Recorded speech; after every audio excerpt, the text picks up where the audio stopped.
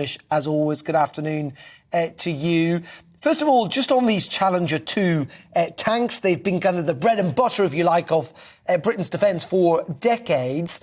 But we're going to send, 12, 14 of them to a battlefield that's got a 2,500 kilometre front line. I mean, it's not going to make that much of a difference, is it?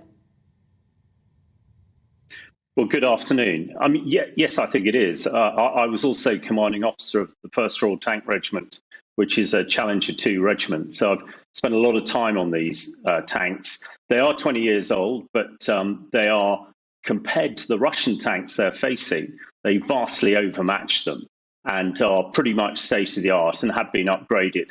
14, you're right, doesn't seem very much. I personally would like us to see give them many more. We have 227 of them. Some are going for refit, but they were designed specifically to defeat Russian tanks. So if we give them to the Ukrainians to defeat Russian tanks on the battlefield, they're doing exactly the job they're there for.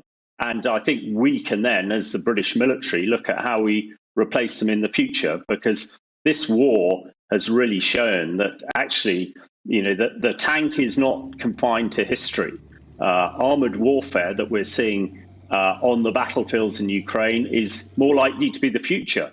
I think before the Ukraine war, the British government and others thought that actually, the war of the tanks was over and it was all going to be fought in space and cyber. Well, that's clearly not the case.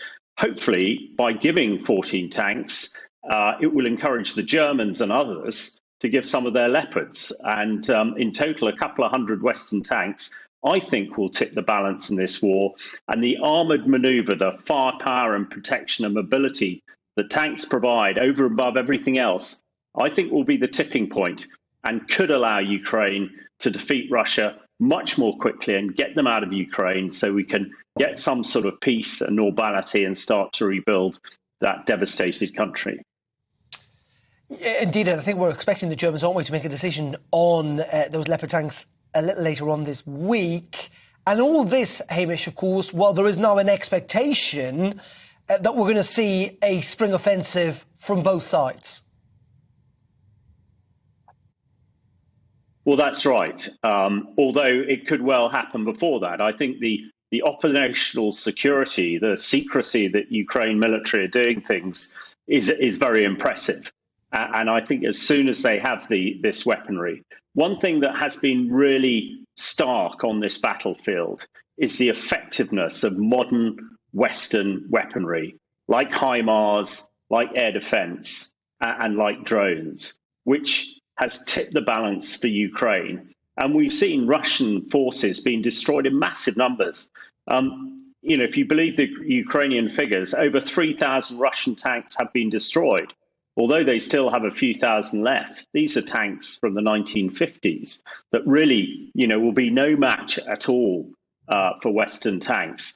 So if there is to be a spring offensive, and it might well be before then, if they have these Western tanks, and there's no reason why they couldn't. I think the Prime Minister said on Saturday these tanks would be on their way fairly quickly. For trained tank crews from Ukraine, it won't take them very long to retrain onto Challenger 2. In fact, when I retrained from Challenger 1 to Challenger 2, it took me less than a day. So this can be done pretty quickly. I know some experts are suggesting otherwise, but I expect they haven't perhaps spent a great deal of time in these sort of vehicles. So the spring offensive with Western tanks and also the right support. We know artillery pieces are going with the tanks as well. We know the Americans are giving infantry fighting vehicles. This combined arms warfare, which we are very good at, and the Russians aren't, I think will tip the balance. And a spring offensive, hopefully, could rapidly lead to the defeat of the Russians in Ukraine and everybody back to the peace negotiation table.